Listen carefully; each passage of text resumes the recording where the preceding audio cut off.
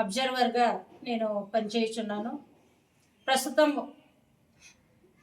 పోలవరం జిల్లా రంపచోడవరం హెడ్ క్వార్టర్లో ఈవేళ కాంగ్రెస్ పార్టీ నుండి గౌరవ శ్రీ రాహుల్ గాంధీ గారు, మల్లికార్జున్ ఖర్గే గారు, సోనియా గాంధీ గారు, అలాగే ఆంధ్రప్రదేశ్ రాష్ట్ర అధ్యక్షురాలు శ్రీమతి శర్మిలా రెడ్డి గారు ఆదేశాల మేరకు, అలాగే అల్లూరి జిల్లా అధ్యక్షులు డిసిసి అధ్యక్షులు సతగా బుల్లిబాబు గారు అధ్యక్షతన ఈవేళ ప్రెస్ మీట్ అనేది నిర్వహించడం జరిగింది.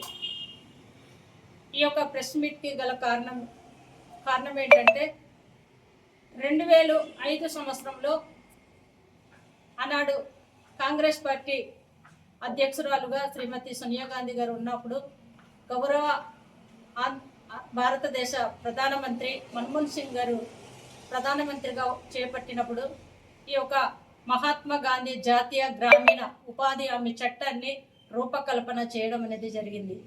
ఆ రోజు రూపకల్పన చేసి 2006 సంవత్సరంలో ప్రారంభించి ఫిబ్రవరి నెలలో ప్రారంభించడం జరిగింది.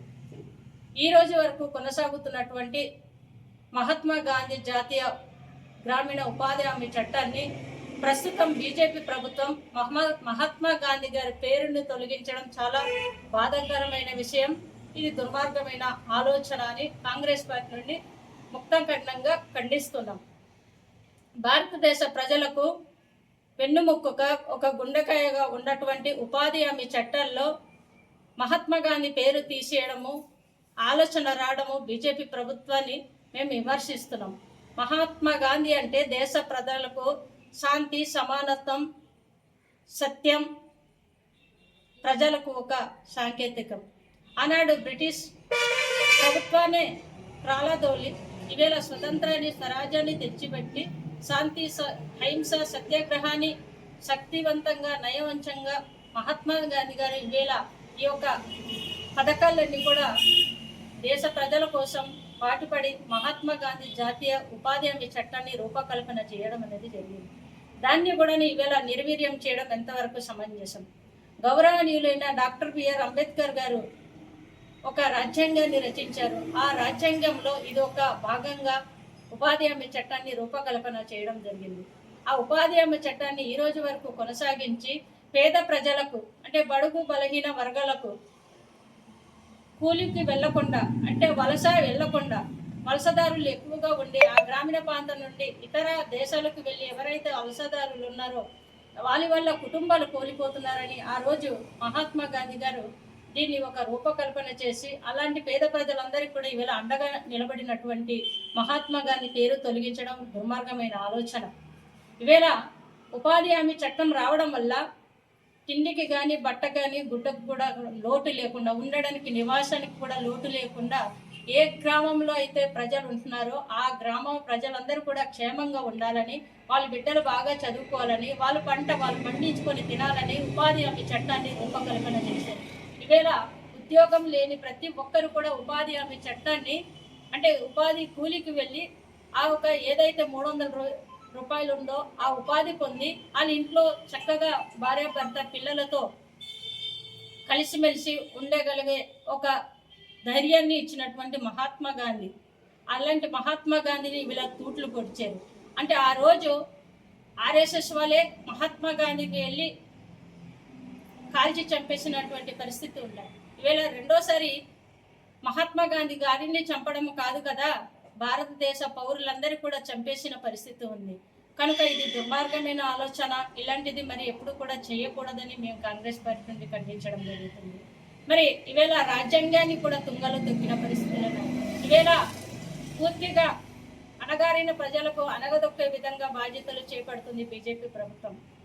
ఈవేళ శాంతి లేదు, సమానత్వం లేదు.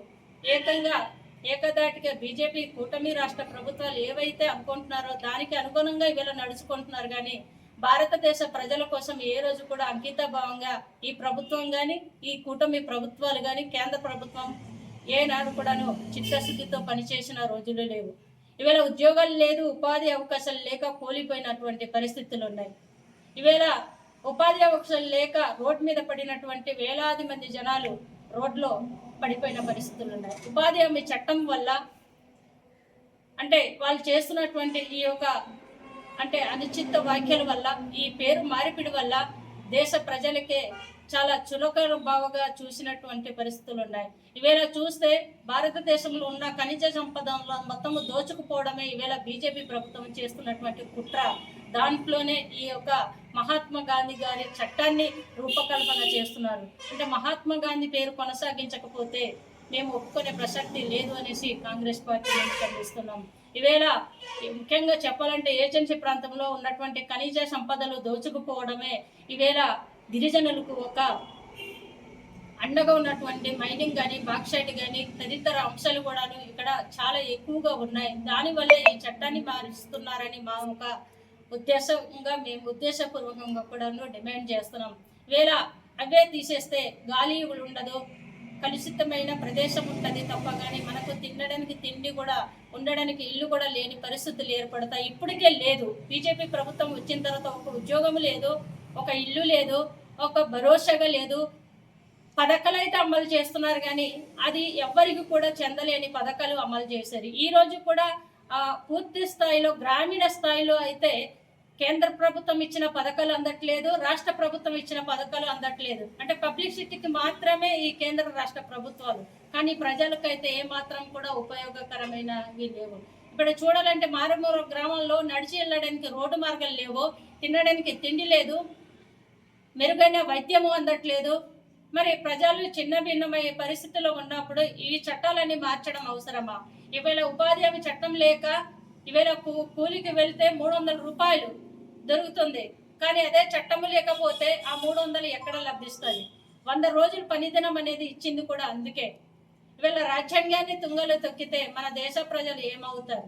ఈవేళ కరోనా వచ్చి బారిన పడినప్పుడు ఆ రోజు ఉపాధి హామీ గ్రామీణ చట్టాన్ని ఉండింది కాబట్టి ప్రజలందరూ కూడా ఐకమత్యంగా వెళ్ళి ఆ ఉపాధి పని అనేది చేసుకొని 3 కోట్లు గలిపాడు. అదే ఇప్పుడు లేకపోతే దాని పరిస్థితి ఏంటి అనేసి మేము అడుగుతున్నాం. ఈవేళ దేశవ్యాప్తంగా కూడా ప్రెస్ మీట్లు నిర్వహించడం జరుగుతుంది. అదేవిధంగా రేపటికి కూడాను దేశవ్యాప్తంగా అన్ని జిల్లా కేంద్రాల్లో కూడాను ధర్నాలు, రాస్తా రోకోలు అనేది నిర్వహించడం జరుగుతుంది. మరి ఇప్పటికి కూడా బీజేపీ ప్రభుత్వం కానీ ఆగకపోతే దేశవ్యాప్తంగా భారీ ఎత్తున ఆందోళనలు కూడా చేపట్టడానికి మేము సిద్ధంగా ఉన్నామని తెలియజేయడం జరుగుతుంది.